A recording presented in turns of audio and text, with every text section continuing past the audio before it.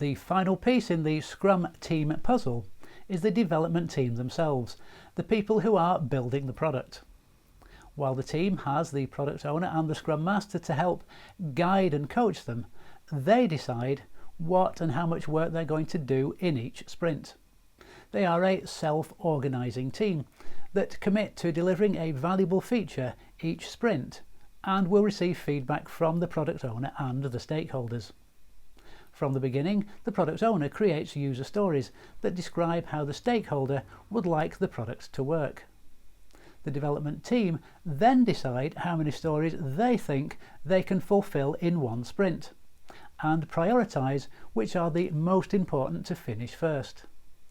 The team has to get an idea of how much work they can complete during the sprint, because it's their responsibility to not accept more than they know that they can do.